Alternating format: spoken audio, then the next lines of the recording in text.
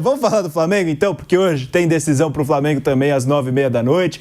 Enfrenta o Estudiantes em La Plata. O Mengão tem a vantagem, venceu por 2-1 no Maracanã e é um dos times também que sonha com o tetracampeonato continental. Mauro César Pereira, como a gente já falou, está por lá, está na Argentina para trazer todas as informações. Mauro, como é que está o clima por aí com relação a esse jogo? O que você espera também, sua expectativa, falando então desse Estudiantes e Flamengo, decisão para o rubro-negro, Mauro? Então, aqui na cidade até eu esperava uma atmosfera um pouco mais, digamos assim, agitada entre a véspera do jogo e a manhã da partida, no caso, há pouco. Mas estou aqui há algumas horas, aqui perto do estádio, passeando por aqui, fazendo alguns vídeos e muito, muito calmo. Nem parece que vai ter jogo hoje, sabe? A mobilização dos torcedores deve acontecer mais no final do dia, natural, o pessoal deve estar trabalhando, dia útil, né? Estudando, são muitos estudantes aqui, o estádio fica entre uma avenida e um bosque que fica atrás, assim, está bem bonito. E alguns torcedores do Flamengo já passaram por aqui também tranquilamente, sem problema nenhum, né? Alguns até foram almoçar no estádio. O estádio tem um restaurante, até almocei lá ontem, e você tem à beira do gramado, né, entre o restaurante, que fica na parte interna, e o campo de jogo, que é do lado, eles colocam mesas ali à beira do campo, atrás das placas de publicidade. Você almoça ali. Claro que na hora do jogo eles tiram aquilo, né? Mas as pessoas podem jantar no restaurante e depois comprando, pagando pelo ingresso, claro, né? Não é barato naquele setor, ficam em cadeiras que são ali bem à beira do campo. Então, uma experiência bem interessante para quem puder fazê-la, no caso aí, os torcedores dos Estudiantes, ali é o setor da torcida local, evidentemente. O Flamengo deve ter a volta do Jorginho, não foi confirmado oficialmente, porque essa escalação já saiu uma hora antes, mas vai jogar. Vai jogar, ele foi guardado para esse jogo, não tinha a menor condição na semana passada. Tá? Para domingo também contra o Vasco, não tinha condição, e agora parece que está ok. O Alexandre já foi também relacionado no final de semana, é possível que comece jogando. A questão é como vai montar o time o técnico Felipe Luiz. Acredito que ele mantém a estrutura, então 4-3-3, né, no meio campo, com o Jorginho, Saúl, Níguez e também o Arrascaeta, e à frente com Plata, Samuel Lino nas pontas e o Pedro. Acho que é o mais provável, mas não podemos descartar alguma possibilidade de uma mudança, alguma mudança estratégica, mais um homem de meio campo, ou Bruno Henrique, não Pedro. Eu acho que é provável que ele repita essa formação ofensiva e tirando apenas o De La Cruz da volta do Jorginho. Isso porque o primeiro tempo do Flamengo no Rio de Janeiro, por conta de não ter aproveitado todas as, não digo todas, mas mais chances, né, no primeiro tempo, quando poderia ter feito mais gols. E também em função da pífia arbitragem do árbitro colombiano, Andrés Rojas, né, que foi punido, inclusive, né? Foi um negócio assim bizarro, né? Parecia um candidato ao troféu Marília ou coisa parecida. Isso acabou sendo ofuscado, mas o primeiro tempo foi muito bom. O Flamengo jogou muita bola. Jogou muito bem. O Estudiantes estava absolutamente dominado, contra as cordas, pronto para ser nocauteado, e o erro foi não tê-lo feito, né? Houve uma certa soberba, né? E o Flamengo não matou o jogo. Mas o desempenho foi muito bom. O time praticou um ótimo futebol na primeira etapa, especialmente. Então, eu acredito que o Felipe repetir aí a estratégia dos partidos. E acho que o Flamengo vai tentar fazer logo um gol. Com isso, aumentar a sua vantagem. Porque o pessoal até esquece isso, né? Curioso, aconteceu um pouco com o Palmeiras também, né? O Palmeiras poderia ter feito mais, terminou só com 2-1 no jogo em Buenos Aires, e isso gerou uma sensação de que não foi tão bom assim. E o mesmo aconteceu com o Flamengo, né? Acho que até de uma forma mais acentuada pelas circunstâncias da partida, com a arbitragem muito ruim, errando muito, expulsão, que depois foi retirada e tudo mais. Mas o Flamengo está em vantagem, venceu por 2-1. Eu imagino que o Flamengo vai tentar atacar e ampliar essa vantagem o quanto antes, até para tentar esfriar a torcida local e tentar fazer com que as coisas não fiquem tão pesadas, né? Acho que é um time mais bem preparado do que os dois últimos anos, quando foi vergonhosamente eliminado por duas camisas pesadas, mas em 2023 e 2024. Mas aí era o momento do Sampaoli, crise, agressão ao Pedro pelo preparador físico, ano passado tinha um desgaste acentuado. Acho que agora não. Outro momento, o Flamengo lidera o brasileiro, o Flamengo tem aí vários jogos sem perder, tem o melhor ataque da defesa do campeonato brasileiro, fez uma classe de grupos muito ruim, mas se classificou com autoridade contra o Internacional nos oitavos. Acho que é um momento diferente dos dois últimos anos. Esse time me parece mais pronto né? E um detalhe que eu acho que é importante, que ele destacou, foi o nosso amigo André Rocha, que o Mauro também bem conhece. O Flamengo tem muitos jogadores que têm larga experiência de Libertadores pelo clube, né? É a 7ª Libertadores pelo Flamengo, do Arrascaeta, do Bruno Henrique. Seguida é a 6ª, por exemplo, de Pedro, Léo Pereira, jogadores que chegaram em 2020, por exemplo. Então, esse grupo, tirando esses que chegaram da Europa e de outros lugares agora recentemente, esse grupo já participou de fracassos e de outros da Libertadores. Experiência, vivência na competição, conhecimento das suas peculiaridades, eles têm. Quem não conhece muito bem o torneio é o Saúl, o Jorginho, o Sabaolino, esses caras vieram da Europa. Não disputaram ainda, né? E o outro, né? Soube, inclusive, está um pouco assim, o português, que é o dirigente do Flamengo, ele está bem surpreso com... Não surpreso, mas está impressionado, com as coisas que acontecem na Libertadores, que é um torneio muito peculiar, gente. Quem joga Champions League é totalmente diferente. Acontecem coisas que só na Libertadores tem. É questão de ambiente, pressão, arbitragem, reviravolta. Libertadores ela é diferente de tudo. Quem quiser ganhar tem que se adequar a ela. Ela não vai mudar porque o clube A, B ou C gosta ou não gosta. Então, você quer ganhar esse negócio? Você tem que dançar a música que está tocando. E acho que hoje, embora a torcida do Flamengo, a gente falava agora sobre essa questão de reações de torcedores, né? Ela sempre coloca a régua muito lá no alto, que eu acho até saudável, tem exigência elevada, é muito caro, então tem que jogar bem além de ganhar os jogos. Eu concordo com esse ponto de vista. Acho que todo time que tem grande investimento e ótimo jogador tem que ganhar e jogar bom futebol, procurar jogar bom futebol, mas há momentos e momentos. Hoje é jogo para classificar, hoje não é jogo para exigir desempenho espetacular. Se puder juntar as duas coisas, sensacional, mas hoje o mais importante é o Flamengo conseguir a vaga aqui, especialmente depois do que aconteceu no jogo da semana passada no Maracanã, quando teve tudo para liquidar a fatura, e não fez. Acho que é uma lição que ele pode ser esquecida pelos jogadores. E é um torneio tão peculiar, né, Vamp, que se a gente pega esse retrospecto que o Flamengo tem recentemente, né, com o Felipe Luiz, só perdeu 2 vezes por 2 gols de diferença, contra o Bayern na Copa do Mundo de Clubes, o Bayern de Munique também contra o Fluminense, na 3ª partida do técnico no comando do Flamengo. O Flamengo está a 11 jogos invicto, são 8 vitórias e 3 empates. A última derrota foi para o Atlético Mineiro no duelo de ida das oitavas de final da Copa do Brasil. Pelo Brasileiro, a última derrota até foi semanas antes, né, contra o Santos na Vila Belmiro. Mas a Libertadores é um torneio tão peculiar, como disse o Mauro César, que se a gente pega todo esse retrospecto, ainda assim ele não entra em campo, né? Tudo pode acontecer. O jogo está em aberto. O Flamengo deixou o jogo estar em aberto com o gol sofrido no Maracanã. Então, quando você é muito grande, né, você se torna muito gigante, grande. Tem isso, por exemplo, a gente vai pegar aqui 2 Copas do Mundo do Tite. Impecável em eliminatórias. Passou o carro em todo mundo. Aí começa a Copa do Mundo e tal, aí vem aquele jogo que te leva, te bota pra casa, te faz ir embora. Aí o Brasil sai nos pênaltis pra Croácia, não falar nem do jogo da Bélgica que perde no tempo normal. Aí sai nos pênaltis pra Croácia, aquele trabalho de 4 anos, de vitórias que teve, né? Não perdia, invencibilidade, ganhava fora, ganhava da Argentina, ganhava da Colômbia, nas eliminatórias, jogos amistosos, 80% de aproveitamento, aí vem por água abaixo, porque você é cobrado, porque a seleção brasileira vai para ganhar título. Se é uma posição de uma Croácia, uma Bélgica, uma Suíça, é diferente. Aí no caso do Flamengo e Palmeiras, né? Cada um tem essa briga toda e tem para ver quem vai chegar primeiro em 4 Libertadores. Conseguiu o tetra. Né? Tem 3 aí vivo. O Palmeiras já passou, aí tem São Paulo e Flamengo buscando isso hoje para chegar a uma semifinal. Aí você pega os índices, ó, Felipe Luiz, 85% de aproveitamento, o time joga bem tudo. Aí chega hoje, eliminado, já vem crítica. Porque é clube que tem dinheiro, são cobrados pelo tamanho que é para títulos. A campanha só fecha em 100% com o título. Ele só pode ganhar um. Aí, você viu, o Mirassol tá bem pra caramba. Mas se o Mirassol tá ali e terminar em 6, 7, é uma felicidade total. Mas para Flamengo, que vive esse momento, Palmeiras, eu digo que o São Paulo, pela situação financeira, não vai ser nem tão cobrado por parte da imprensa. A torcida, o torcedor que é paixão, é emoção, cobra.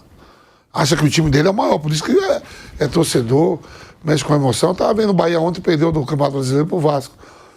O torcedor do Bahia está falando, já não ganhamos há 6 jogos. Pô, era o time que mantinha maior visibilidade. E a cobrança vai vir. Então, que nem o Mauro falou, esse jogo de hoje é para passar. Não importa como. Tem que passar. Eu vejo no meu Corinthians o Depay ídolo, porque é um jogador internacional e ele é um pouquinho acima da média dos demais. Dos demais daquele plantel ali. Todo mundo vibra. O cara tem status de estrela. Sem ganhar nada. Ganhou o Campeonato Paulista. Aqui ainda é pouco, né? Pro Corinthians. Pro Corinthians. É isso que faz um clube se apequenar. Né? Já tem as dívidas todas. Aí você faz um cara ser ídolo porque tem um QI um pouquinho maior do que os demais ali, um jogador internacional. Mas que eu quero ver, qualquer lugar do mundo ele ter essa mordomia que tem aqui no Corinthians. Não teve no Manchester United, não teve no Barcelona, não teve no Atlético de Madrid nem no Lyon. Aqui no Corinthians é uma mordomia total para ele. Que eu não sou contra. Inteligente é ele e o staff dele que botou isso. E até porque vem também num momento então, de muita necessidade. Aí você pega um cara muito sério como o Felipe Luiz, aí um trabalho sério, tá começando e tal, novo, mas que tem que levar esse Flamengo à final. Senão vai ser cobrado no dia seguinte. O pós-jogo. É verdade. Você viu que o Abel já está 5 anos aí. Quando deu um troquinho agora, ele quis responder e ganhando títulos. O Abel tem 2 Libertadores. Quantos brasileiros? 2. 2 brasileiros. Ficou magoado com a torcida. Copa do Brasil. Também. Copa do Brasil. Tudo tem tudo. Campeonato Paulista. Campeonato Paulista é 3, né? Campeonato Paulista são 3 Paulistão. Se sentiu magoado. 3 consecutivos, né? É. Ia ganhar o quarto, poderia ter a oportunidade de ganhar o quarto esse ano. Aí o Corinthians foi lá e ganhou. Então, tem jogos e jogos que... Esse jogo o Flamengo, a melhor campanha de não sei o quê. Você vai no jogo decisivo, sai, os caras esquecem tudo. Então esse jogo aí de hoje, não importa, é ganhar e passar e chegar à semifinal. Exatamente, estou fechado com você nessa, Vamp. E é um confronto ainda muito em aberto, né, Mauro Betting? Ainda mais porque o Estudiantes joga em casa. Sim. Isso é um fator que acaba pesando também, né? Mas o Flamengo tem totais condições de se classificar... Porque fez um primeiro tempo muito bom, né? Excelente. Acaba deixando o Estudiantes descontar e acho que é só por conta disso que o confronto ainda está em aberto. Mas, se fizer um jogo focado e não cair nessa pilha dessas coisas que fazem a Libertadores ser muito peculiar, acho que tem total condição de chegar à semifinal com certa tranquilidade, talvez, né, Marcos? Sem dúvida. Tem que respeitar uma história tetracampeão. O Estudiantes tem mais títulos que qualquer outro brasileiro até esse ano. Porque é Flamengo ou Palmeiras, imagino que passem, né? Claro, tem o São Paulo, vamos falar já já. Acho que o São Paulo passa pela LDU, num sufoco desgraçado no Morumbi, nos pênaltis, mas o São Paulo passa. E o Estudiantes fez mais do que se imaginava. Sem saber como foi o jogo, 2-1 não era ruim. E nunca vai ser ruim enfrentar um Flamengo no Maracanã, ainda mais esse Flamengo dos últimos anos. E pelo que era o jogo, com 15 segundos já estava 1-0, com 19 já estava 2, terminasse 3 ou 4 no primeiro tempo não seria diferente, seria um esmagamento do Flamengo. Na segunda etapa, como aconteceu algumas vezes preocupantes para o torcedor rubro-negro nessa temporada, o Flamengo deixou de jogar ou não jogou tão bem, mas estava tudo bem administrado. E estava tudo por 3-0, com um dos maiores erros da história da Libertadores, um pênalti não é marcado, ainda vira uma expulsão injusta, desfeita depois coisas da Conmebol, e não é a primeira vez da jurisprudência da Conmebol. E, enfim, que era um absurdo, o Flamengo foi prejudicado, ainda mais por não marcar o pênalti na mesma sequência, no mesmo lance, o jogador é expulso, fez falta sim, o Estudiantes diminuiu e quase empata, o que seria um absurdo. 2-1 é muito pouco pela diferença dos times. Para mim, o Flamengo volta classificado, dá até para vencer em La Plata, o que não é fácil, nunca será.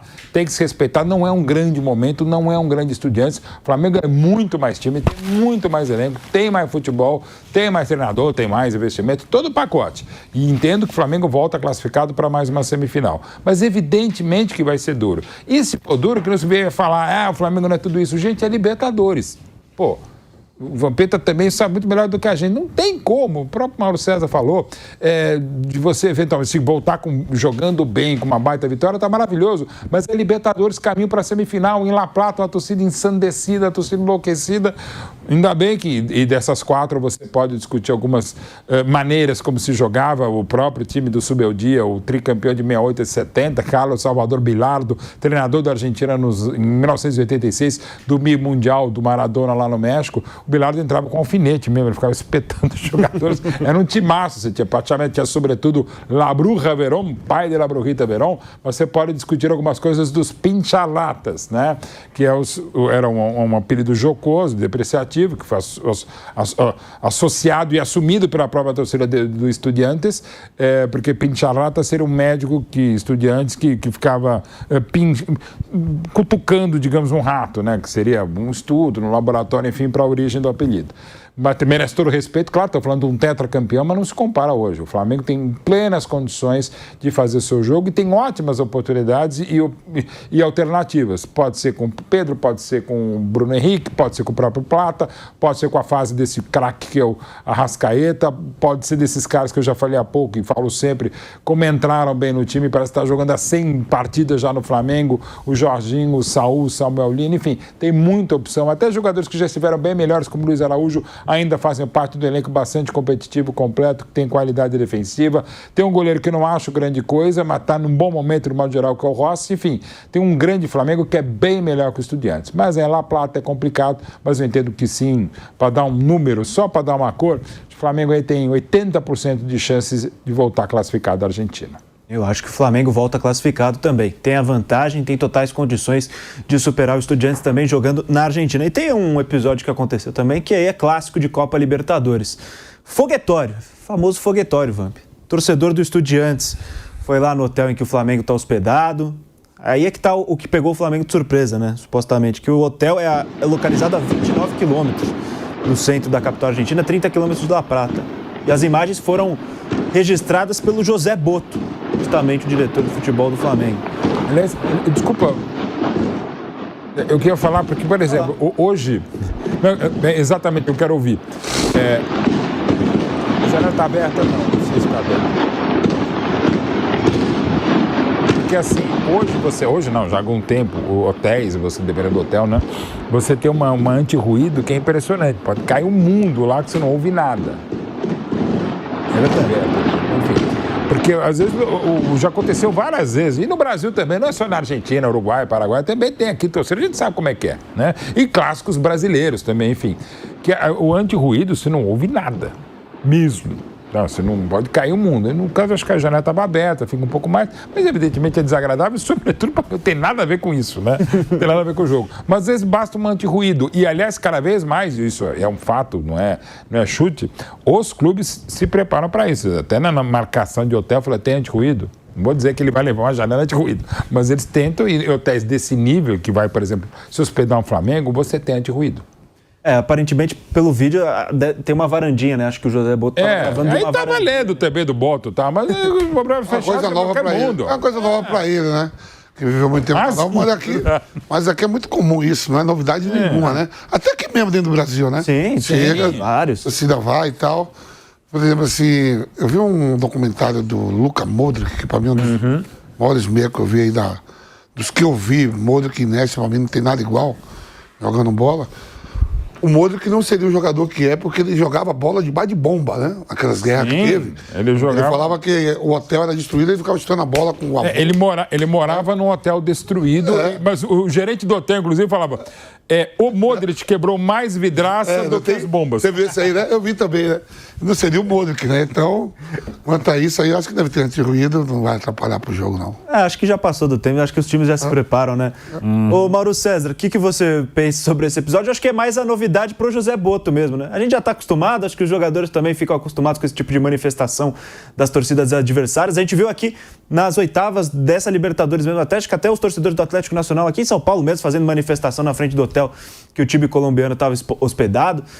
Mas acho que é mais a novidade pro Boto mesmo, né? Só aquelas coisas que você mencionou, que o Boto, os jogadores que estavam no futebol europeu ainda não conhecem tanto sobre a Copa Libertadores, né, Mauro? Eu acho que acaba sendo mais história para ele contar quando voltar para Portugal, porque, de fato, é uma coisa que não muda nada, né? Mesmo que acorde alguém, à meia-noite, o foguetório. O jogo é às 9h30 da noite, os caras vão sair, vão almoçar, descansar, vão lanchar às 6 da tarde, aí saem para o estádio. Então, você não acha que mude muita coisa, não? É aquela coisa. Acho que os torcedores fazem isso até para mostrar uma participação, vamos lá incomodar os caras. Acontece no Brasil também, né? Uma coisa muito sul-americana isso aí. Né? E não adianta você se isolar, como o Mauro falou, se tiver janela anti-ruído, beleza. E se isolar e ir para longe, isso não impede que os caras se desloquem e fiquem soltando o rojão de madrugada para tentar atrapalhar o sono do adversário. Eu acho que é mais um o marketing da torcida, que é outra coisa, sabe? Para mostrar que a torcida... O importante para eles vai ser a torcida cantar aqui o tempo todo. Estava conversando com o Rafael Sibila, companheiro nosso do Grupo Globo, que está por aqui também trabalhando. Ele está me falando, eu estive aqui no jogo de 2023. Eles perderam até para o Godoy Cruz, 1-0 nesse jogo. E ele me disse que os 2 jogos mais recentes que ele veio aqui acompanhar, trabalhando, achou que a torcida do Estudiantes não foi tão vibrante, né? A barra ali atrás do gol, à esquerda, né, das câmeras de transmissão, né, Los Leales, que é o nome da barra principal deles, cantando, mas o resto do estádio muito espectador, assim, muito calado. Vamos ver hoje. Para eles, o importante vai ser que o estádio pulse, para que seja de fato criado um clima hostil, digamos assim, né, para o Flamengo, o adversário, e tentar, com isso, diminuir um pouco a diferença técnica, né? E é aquela coisa, o apoio da torcida e uma atmosfera hostil para o adversário funciona como uma espécie de anabolizante emocional, né? Você passa muita confiança para quem está em casa, cada dividida, cada bola disputada, e o adversário, às vezes, dá uma titubeada, né? Essa é a ambição do torcedor hoje aqui. Soltar hoje na madrugada não é o mais importante. E por isso que eu acredito que o Flamengo vai partir para o ataque assim que a bola rolar. Na tentativa de fazer um gol que mudaria bastante toda a perspectiva aqui, né? Embora contra o Olímpia tenha feito 1-0 do Rio, fez um gol no começo do jogo lá no Paraguai e conseguiu tomar 3 gols de cabeça, né? Mas era o time do Sampaoli, Matheus Cunha no gol, tal, muito mal, enfim, era uma outra situação. Eu acho que esse time do Flamengo hoje, se faz 1-0 aqui, no primeiro tempo, aí acho que fica muito difícil para os Estudiantes. Eu diria que a chance passa a ser mínima o time argentino conseguir uma reação. É um Flamengo bem diferente do que era aquele Flamengo do Sampaoli, por exemplo. Eu acho que incomoda mais o que aconteceu no jogo do Inter. Aquele negócio de... O atleta se incomoda mais com aquela demora picado, né, para começar o jogo do que... Que dá uma desarticulada, né? Porque aí já foi toda a preleção, os caras já gritaram ali no vestiário. Levou quase 30 minutos, né? O próprio não justifica o que aconteceu com o Fluminense, até porque atrapalhou também o Lanús, né? E, aliás, atrapalharam muito mais o Lanús, os 35 minutos parado no intervalo no Maracanã. O atleta fica mais incomodado quando o juiz para porque acendeu sinalizadores. Você quer que o pouco tava dando ali, porra, parou. E às vezes tem torcida que é boa, que ela prejudica o próprio time. Isso é inacreditável. Porque o time tá bombardeando, os caras vai e acende. Você pode discutir a presença do sinalizador, nesse caso e tal, mas, cara, já que tá proibido e sabe que vai parar, já aconteceu o time tomar gol depois. O time tá no melhor momento, isso aí dá esfriada mesmo. Tem um caso célebre do Ladrilheiro entrando no Flamengo e Vasco também, em 81, do Carioca, enfim, que deu uma desarticulada também. Enfim, mas, de novo, qualquer interrupção atrapalha muito mais em campo, evidente, do que... Porque acho que é isso que o Mauro César falou, né? Querendo ou não, o negócio foi à noite. O jogo é às 9h30 do dia seguinte. Tem tempo de descansar ali, de recuperar. O caso do papel picado, por exemplo, o Kaique me passou aqui, atrasou 21 minutos. Já tinha sido a conversa no vestiário, os caras já estavam pilhados ali. Eu acho isso pior do que... Tá pilhado! Porque a gente... de repente o cara tá queimando fogo ali, Boni, e tem lá o anti-ruído lá, e o cara tá nem nada. Exato. O papel picado atrapalhou, né? Esfria o time tá lá, a torcida tá lá fazendo a festa. Papel picado ou papel higiênico, como se jogava antigamente, sobretudo nos anos 70, 80, 90 na Argentina? A estética do papel higiênico é mais legal. Fica... Exato. É mais fácil de tirar. Exatamente. Eu tenho alguns estádios de jogos e tal, eu guardei até hoje. Alguns que eu consegui pegar em Gramado na arquibancada, tenho lembranças de papel picado. É bonito, né? Inegavelmente é bonito. É bonito, mas nesse caso acabou prejudicando o Esporte Clube Internacional.